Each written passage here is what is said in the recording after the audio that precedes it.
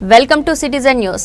రజతోత్సవ సభను విజయవంతం చేయాలని బీఆర్ఎస్ పార్టీ మాజీ ఎమ్మెల్యే పైలట్ రోహిత్ రెడ్డి అన్నారు. వికారాబాద్ జిల్లా తాండూరులోని పైలట్ రోహిత్ రెడ్డి నివాసంలో వరంగల్ కేసీఆర్ నేతృత్వంలో నిర్వహించే బీఆర్ఎస్ పార్టీ రజతోత్సవ సభ పోస్టర్ను ఆయన ఆదివారం ఆవిష్కరించారు.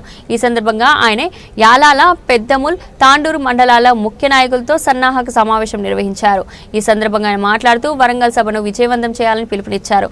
జిల్లా కార్యాలయంలో వేలాదిగా తరలి రావాలన్నారు. సొంత వాహనాలతో పాటు బస్సుల్లో వెళ్లి సభను విజయవంతం చేయాలని పిలుపునిచ్చారు. 27 తేదీన ప్రతి గ్రామంలో బీఆర్ఎస్ పార్టీ జెండా ఆవిష్కరించాలని, పండుగల రజతోత్సవం చేయాలని, నిత్యం ప్రజా సమస్యలపై పోరాడాలని, మళ్లీ వచ్చేది మన ప్రభుత్వమేనని, జనం మళ్లీ కేసీఆర్ మళ్లీ రావాలంటున్నారని ఆయన తెలిపారు.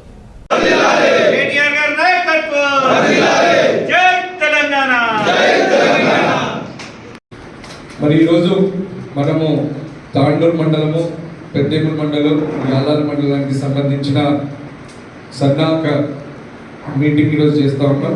మన పార్టీ ఆవిర్భవించి 25 సంవత్సరాలు కావస్తున్నందున రజతోత్సవ వేడుకలను మనం నిర్వహించుకుంటున్నాం.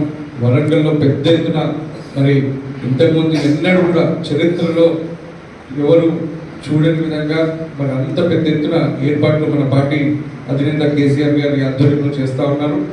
దాదాపు లక్షలాదిగా ఆ రోజు యావత్ తెలంగాణ నుంచి మరి మన పార్టీ కార్యకర్తలు, నేతలు, నాయకులు, ప్రజలు అందరూ కూడా పెద్ద ఎత్తున మరి వరంగల్కి వస్తూ ఉన్నారు. మనం తెలంగాణ రాష్ట్రాన్ని సాధించి తెలంగాణ రాష్ట్రాన్ని గురించి మాట్లాడినట్టయితే మనం అతి చిన్న ఓట్ల మార్జిన్తో మనం ఓడిపోవడం జరిగింది.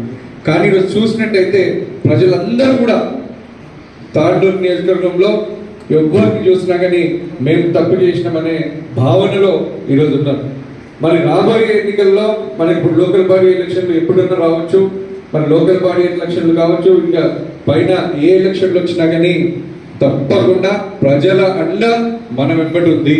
ప్రజలుగా మనము పెద్దగా కార్యక్రమాలు కూడా మనం పెద్దగా ప్రజల్లోకి వెళ్ళలేదు, చేయలేదు. రానున్న రోజుల్లో దాన్ని తెలంగాణ రాష్ట్రం వ్యాప్తంగా కాబట్టి చాలా రష్ కూడా ఉంటుంది, అంటే ట్రాఫిక్ జామ్ అయ్యే అవకాశాలు ఉంటాయి. కాబట్టి మనం ఎంత తొందరగా సభాస్థలానికి చేరుకుంటే అంత మనకు ముందు జాగ్రత్త దొరకడం కావచ్చు, మనం కేసీఆర్ గారు చెప్పే మాట వినే అవకాశం ఉంటుంది. లేకపోతే మధ్య దాకా పోయేసి ట్రాఫిక్ జామ్ ఇరుక్కొని మనము పోలేకపోతాం. అంతేకాకుండా అసలు 1250 ఎకరాలలో ఈ సభ నిర్వహించబోతా ఉన్నారు. మీరు చూసే ఉంటారు, నిన్న మనకు పర్మిషన్ కూడా చేసింది. పర్మిషన్ కూడా ఇవ్వకుండా కాంగ్రెస్ పార్టీ వాళ్ళు గుడ్ పుటాన్ చేస్తే మరి మనకి ఇప్పుడు కోర్టు నుంచి పర్మిషన్ కూడా మనకు వచ్చేసింది. కాబట్టి ఇది ఈ 15 బస్సులను ఈ 15 బస్సులు ప్లాన్ చేసుకుంటారనేది మండల నాయకత్వంలో నేను విజ్ఞప్తి చేస్తా ఉన్నా. మీరు ప్లాన్ చేసి ఎంపీటీసీ పరిధికి ఒకటి ఇస్తారా, లేకపోతే ఉద్దేశించి ఇస్తారా అనేది మీరు ప్లాన్ చేసి రేపటి వరకు మరి మీరు కంప్లీట్ రిపోర్ట్ అనేది ఇవ్వాల్సి వస్తుంది. ప్రతి బస్సుకి ఒక ఇన్ఛార్జ్ని, ఒక సీనియర్ నాయకుడిని మీరు ఇన్ఛార్జ్గా నియమించాల్సిన అవసరం ఉంది.